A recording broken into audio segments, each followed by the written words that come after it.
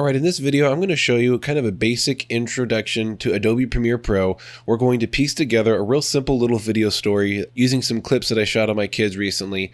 And you'll also be learning how the layout of Premiere works and the general workflow of creating a video project. Okay, before we get started, I want to talk about the layout because I have been using this layout for a long time and I really like how it works. So as with most of Adobe's programs, you can rearrange the user interface however you want. You can make different tab groups, you can resize things to make them bigger or smaller, you can add things, next to a tab to make a split screen kind of deal. It's very flexible and very customizable. So the way that I found that works best for me is to have my program view here, which is basically where a video will play, on my timeline full length or full width along the bottom of the screen. And over here in the top left, I have a tab group that has the Projects tab, Effects Controls, Effects, and the Audio Mixer. Let's open up our project panel. This is where all of our files are going to be that we're going to use, including our timeline, any video, image, or audio files. Okay, so let's get started by opening our folder. Here I have the video clips that I shot with my new Canon R6, and I basically shot these because I really wanted to play with two things, the 120 frames per second mode and shooting in C-Log, which I don't really have time to get into here. Maybe I'll make a video about it later. So here we go, I've got my video files all imported. Now, because these video files are shot at 120 frames per second, I don't want this project to be 120 frames per second. I want this to be a normal 24 or 30 frames per second video so I can export it, upload it to Facebook or YouTube, and have people view it. So what I'm going to do to make a timeline so I can start piecing this together and editing it is I'm going to go up to File, New, and Sequence. So a sequence is basically a timeline. Now we can name it. I'm going to name it Main Timeline. This is very important. You need to go to your settings tab and just go from the top down. Let's select custom, our time base. Let's actually do 24 frames per second to give it that movie look. At least that's what all the video pros tell me. I can't tell a difference right now, but hey, they say 24 looks like a movie, so I'll just go with what they say. As far as frame size, we're going to do 1920 by 1080. That's the typical full HD resolution, and we see 16 by 9. That's good. We want that 16 by 9 there. Below here is very important. Make sure this is square pixels. We want our pixels to be square. We don't want them to be squished or stretched. Okay, everything else can stay how it is, and let's click OK. And now look at this, we have an additional item here in our project bin, which is named main timeline, and we see this little blue icon here. This is a sequence. Okay, so it is open down here, and we see the name of this tab or this timeline is main timeline. If we had multiple sequences, we can open them up one at a time and work on them. They would actually layer here, kind of like browser tabs. We can now drop these video files into our timeline. Watch what happens when I drop this first one in here. This little pop-up says, mismatch warning. This clip does not match the sequence's settings. Change sequence to match the clip settings? ? So why this is happening is because my sequence is 24 frames per second, but this video file that I recorded is 120 frames per second. Very different. So if we do change sequence settings, it's going to change my whole timeline to 120. I don't want that. I'm going to choose to keep existing settings. So here we've got our clip, and when I play it, you can tell it's very slow motion. It's basically 4 times slow-mo because it was shot at 120. That's good. Okay, so we've got that. Now I'm going to put the rest of my clips in. I'm going to drag multiple clips now to my timeline all at once by clicking on this one right here. Hold Shift, click on this one, and drag it down after. It doesn't really matter where they are. There we go. So they're all there. And if you look in your project tab, you see this blue film icon underneath each clip. That means it's in the timeline, which is really helpful. You may have had a few clips you maybe forgot or you accidentally added in, and it'll show you if it's used by a timeline or not. Okay, so if I press play, it's going to go through each clip one by one because they're all, basically spaced back to back in the timeline. And that's how we're going to piece together this project to make a little mini story. So I really only wanted to make this video feature my oldest daughter who's wearing the yellow dress, and I wanted it to show her launching the rocket. So I'm going to scrub through my timeline and find all the clips that I need, and I'm just going to move them up one layer, just so I know those are the good ones. Okay, this is a good one. This one, I don't need that. I'm going to leave it down there at the bottom. I'll delete it in a second. I don't need that one. I don't need that one. No. Yes. No. No. And yes. All right. So to delete these bottom ones, I'm just going to click and drag and hit the delete button. Now we've got 4 clips. I need to arrange them in a a logical timeline. So the very first clip I see here is her running. But after I did the whole thing, I realized I need a shot of you running towards the camera so I can make it more of a story, make it more cinematic. So I shot this thing. We basically faked it afterwards and said, all right, get ready to run, and run at the camera and just run right past me. That's the magic of movie making. So this is actually going to be the first clip on our timeline. You can rearrange them by clicking and dragging them. So I'm going to drag this to the very first spot over there. And then this other clip is going to go right behind it. Now, if you notice, these should snap together. If you put them close enough, they'll snap together. That only happens if you have snap turned on, which is S. It's a little magnet icon on your timeline. I like to have that on because it makes things much more accurate. Okay, so she gets ready. She runs to the camera. And then it cuts to the next clip and she's running. And then the third clip is it launching, which is not right. The next clip after that is when she's jumping on the little air cushion. So let's move this here and here. Okay, next let's get into using our cutting tool, which is the letter C. And we're going to do a few cuts here. So I want her to run right past the camera, and I want it to cut a little earlier, maybe right there. So just click and you'll see a cut. Now we can click here and delete that little piece. And then I don't want to show her getting ready to run because she's already done that. So I'm going to have it start right about here. Now you can either do the cut that I just showed with the letter C, or you can use V, which is your normal move cursor tool. You can put your mouse right in the beginning of a clip and you can drag it, which basically trims it and makes it start here. If I go all the way back to the left, that's the original length. If I drag it to the right, now the clip is starting later in the video. So now I'm going to move this over here. Move it there we go, back to back. So she runs past the camera and it cuts to another shot, another angle. Then she jumps, and right when her foot hits the pad, I want it to cut to this clip of her actually jumping on it, which I shot at a different time. I only have one camera. So when her feet hits the bottom, there we go. We can use our arrow on the keyboard to get that exact moment. So right there is when they press. I'm going to go to the next frame, and I'm going to change the ending spot of this clip to right there.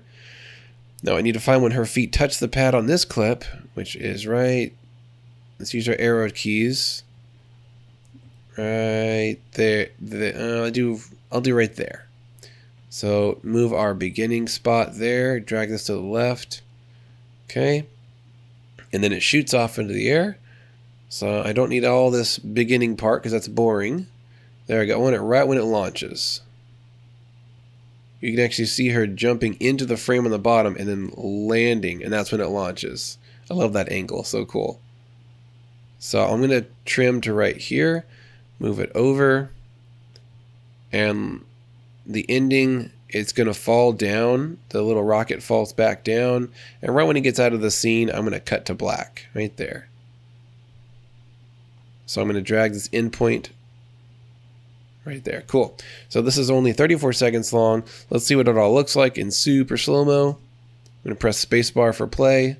I don't want this whole beginning piece. I want it maybe right about here. It's just unnecessary. Here's a cool trick. If you have a gap between clips, or if you have an empty gap here, instead of grabbing everything and moving it over, you can just click on the gap and press Shift Delete, and it deletes that gap. Okay, so let's press play again. She gets down. Got her game face on. She's so funny. When she gets out of frame, it cuts. She jumps, and right when her feet hit the thing, it switches, and then, see, I forgot to trim this one. So she launches it, and before she gets off of it, I want it to cut out. So push, and then I think right there is fine. It's going to be a really fast cut. So I'm going to show you how to do that gap delete again. Just left click on the gap and Shift Delete. And it moves everything to the right over to fill that gap. Okay, so she jumps, pushes it, and launches it in the air. See, that's a little weird. We see her feet go down, and then here she goes down again. It doesn't really make sense. So I want it right when it moves upwards, right about there. Move it over. Let's try that. Let's see if it makes sense visually. That's pretty good. Still a little bit of a delay. It's interesting editing a video that's this slow. Let's make this half the length. Click on the gap and Shift Delete it. That's a little more organic and natural. Awesome, it cuts. Okay, so 21 seconds long.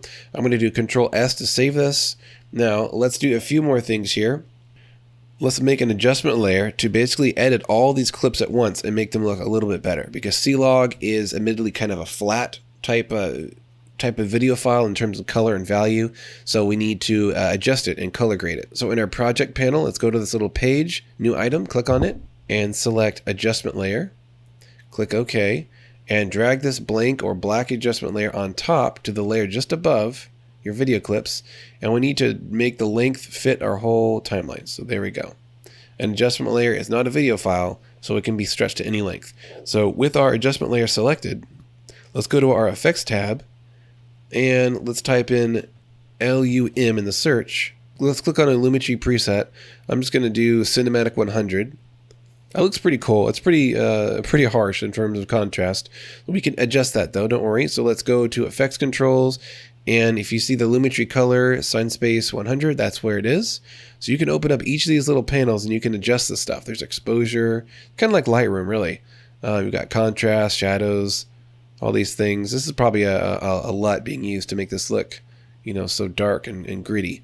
Let's go to creative. Yeah, there it is, sign space. That's a LUT. So we can dial that down if we want to make it maybe halfway.